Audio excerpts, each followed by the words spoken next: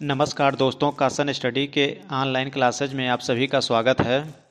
तो आज हम आपको ये बताने वाले हैं कि दांत से संबंधित जितने भी एग्जाम क्वेश्चन बनते हैं, सारे क्वेश्चन हम इस क्लास में डिस्कस करने वाले हैं।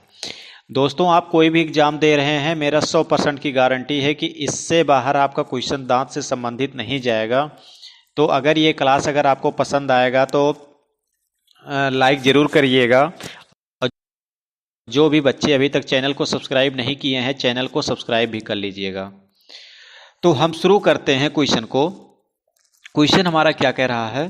दांत को इंग्लिश में क्या कहते हैं? तो दांत को इंग्लिश में टीथ कहते हैं। दांत को इंग्लिश में क्या कहते हैं? टीथ कहते हैं। और टीथ को जो है, टीथ के ये पूछा जाता है कितने भाग होते हैं। अभी किसी को ये नहीं मालूम होगा, कोई भी पढ़ाया भी नहीं होगा। टीथ के 4 भाग होते हैं। कौन कौन से? क्राउन होता है, पोलरिटी होता है, नेक होता है और रूट होता है। अगर ये पूछा जाता है कि इसके कितने प्रकार होते हैं, अगर प्रकार की बात की जाए तो प्रकार कितने होते हैं, तो ये 4 प्रकार के होते हैं। कौन कौन से? कृंतक होता है, रदनक होता है, चवर्णक होता है और अग्रचवर्णक होता है। इनके ये 4 भाग होते हैं। क्वेश्चन ये बन करके आता है, जो क्वेश्चन पूछा जाता है ये, कृंतक दांतों की संख्या कितनी होती है? तो कितना बताओगे? कृंतक दांतों की संख्या 8 होती है। तो कृंतक दांतों की संख्या कितनी होती है? तो कृंतक दांतों की संख्या कितनी होती है? तो हम क्या बताएंगे? 8 होती है। इसी प्रकार से अगर रदनक के बारे में पूछा जाता है तो रदनक की संख्या कितनी होती है? तो रदनक की संख्या भी 4 होती है। और अगर अग्रचवर्णक पूछता है तो अग्रचवर्णक की संख्या कितनी होती है? तो ये भी 8 होती है। और चवर्णक की संख्या कितनी होती है? तो चवर्णक की संख्या भी 12 होती है। अगर हम जैसे कोई मानव है, उस मानव के दांत को अगर फैलाते हैं तो तोड़ करके एक सीरियल से रखते हैं, तो हम क्या देखते हैं कि जो है यहाँ पर जो ये इंसीजर है, इंसीजर को हम क्या कहते हैं? कृंतक कहते हैं। कृंतक दांतों की संख्या 8 होती है। तो 2 इधर होता है, 2 इधर। देखिए, यहाँ से अगर बांट दिया जाए, एक साइड में ये बन जाएगा, दूसरे साइड में यहाँ से ये बन जाएगा। तो इस प्रकार से हम देख रहे हैं कि रदनक की संख्या कितनी है? तो रदनक की संख्या 4 हो गई है। सेम उसी प्रकार से अगर हम केनाइन के बारे में बात करते हैं तो केनाइन की संख्या 2 होती है। 2 यहाँ पर है और 2 यहाँ पर है। कुल मिलाकर के कितनी हो जाएगी? 4। इसी प्रकार से अगर हम प्री मोलर के बारे में बात करते हैं तो प्री मोलर की संख्या 4 इधर है और इसी प्रकार से 4 इस साइड में हो जाएगा। तो 4 4 कितना हो गया? 8। अब अगर मोलर के बारे में बात करते हैं तो यहाँ पर देखिए, यहाँ पर 6 दांत इधर है और 6 दांत इधर है। तो इस प्रकार से हम क्या देख रहे हैं कि दांतों की कुल संख्या कितनी हो जाती है? 32। दांतों की कुल संख्या कितनी हो जाएगी? 32। ये क्वेश्चन इतना आपके यहाँ से बनता है। अब देखिए, अगर हम टीथ के बारे में बात करते हैं तो टीथ का काम क्या होता है? जो दांत होती है, दांत का वर्क क्या होता है? तो दांत का जो वर्क होता है, भोजन को छोटे छोटे टुकड़ों में काटना या फिर उसे बांटना ही जो है भोजन का कार्य कहलाता है, दांत का कार्य कहलाता है। तो टीथ का कार्य क्या होता है? भोजन को छोटे छोटे टुकड़ों में काटना या उसे जो है तोड़ना ही क्या कहलाता है? दांत का कार्य कहलाता है। अब हम आगे बात करते हैं दांत से यहाँ पर देखिए, दांत जो होते हैं 6 माह से लेकर के अगर 2 वर्ष तक देखा जाए, 6 माह से लेकर के अगर हम 2 वर्ष तक देखते हैं तो इनके बीच में जो भी दांत निकलते हैं उस दांत को हम दूध का दांत कहते हैं। उसको हम क्या कहते हैं? दूध का दांत। इसी प्रकार से अगर हम अस्थाई दांत के बारे में बात करते हैं तो अस्थाई दांतों की जो संख्या होती है कितनी होती है? 20 होती है। अस्थाई दांतों की संख्या 20 होती है। और जो ये 20 दांत होते हैं इसको हम क्या कहते हैं? तो द्विबारदंती कहते हैं। इसे हम क्या कहते हैं? द्विबारदंती भी कहते हैं। अब क्वेश्चन यहाँ से निकल करके आता है कि 8 वर्ष तक जो भी दांत निकलते हैं, 2 वर्ष के बाद जो भी दांत निकलते हैं 8 वर्ष तक, उसे हम अस्थाई दांत कहते हैं। उसे कौन सा दांत कहते हैं? तो अस्थाई दांत। अस्थाई दांतों की संख्या कितनी होती है? 32। अब देखिए, जो सबसे ज्यादा क्वेश्चन बन करके आता है वो क्या आता है कि 12 दांत ऐसे होते हैं जो जीवन में केवल एक बार निकलते हैं। 12 दांत ऐसे होते हैं जो जीवन में केवल कितनी बार निकलते हैं? तो एक बार निकलते हैं।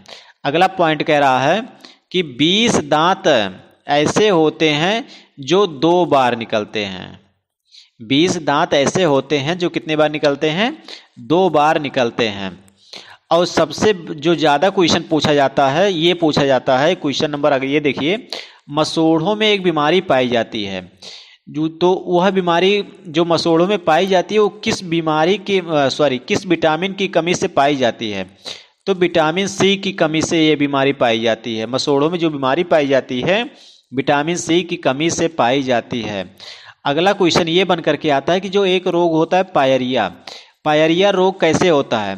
तो ये पायरिया रोग जो होती है कहाँ पर हो पाई जाती है? तो पायरिया रोग जो होती है इनेमल वाले भाग में पाया जाता है। कौन से भाग में?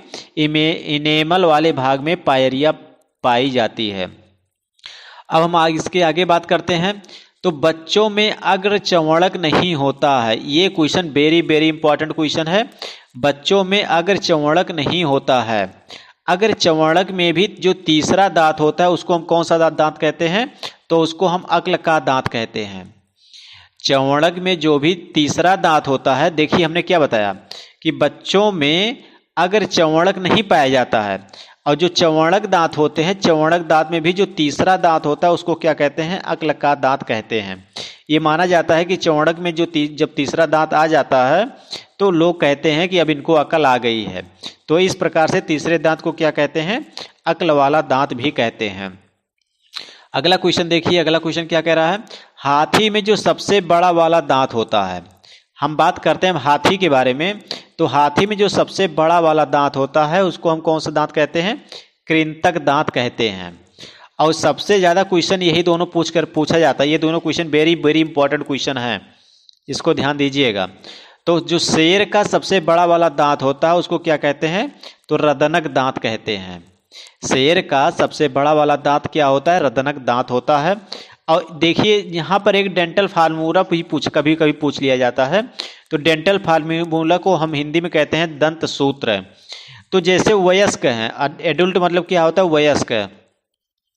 अगर हम वयस्क के बारे में बात करते हैं तो 21-23 होती, 21-23 मतलब 21-23 गुणे 4, इसका डेंटल फार्मूला ये हो जाएगा। और बच्चों में अगर देखा जाता है तो डेंटल फार्मूला क्या होता है? 21-02 होता है। तो यहाँ से ये दोनों भी क्वेश्चन हमारे बहुत इंपॉर्टेंट है, ये दोनों क्वेश्चन भी निकलते हैं। और यहाँ पर देखिए हमने ये चीज़ बताने के लिए भूल गया, जैसे इंसीजर, आई फॉर इंसीजर है, सी फॉर केनाइन हो गया, पी फॉर प्री मोलर हो गया, और एम फॉर मोलर हो गया। तो जो मोलर होते हैं, मोलर का काम क्या होता है? फाड़ना। किसी चीज़ को फाड़ने का काम कौन करता है? तो मोलर करता है। और पीसने का काम कौन करता है? तो पीसने का काम प्री मोलर करता है। और यहाँ जो केनाइन लिखा गया है, केनाइन का काम क्या होता है? किसी चीज़ को खींचना। और इंसीजर का काम क्या होता है? तो इंसीजर का काम होता है काटना। तो दोस्तों यहाँ तक आज हमने दांत के बारे में जितना भी क्वेश्चन बताए हैं, ये मेरा 100% की गारंटी है कि इससे बाहर कोई क्वेश्चन नहीं जाएगा, एग्जाम में आएगा। तो अगर ये क्लास अभी तक आप देखे हैं, क्लास आपको पसंद आया है तो लाइक ज़रूर करिएगा। और जो भी बच्चे अभी तक चैनल को सब्सक्राइब नहीं किए हैं, चैनल को सब्सक्राइब कर लीजिएगा, अपने दोस्तों के पास भी शेयर कर दीजिएगा। अगले सेशन में कल पुनः इसी टाइम मिलेंगे। नमस्कार।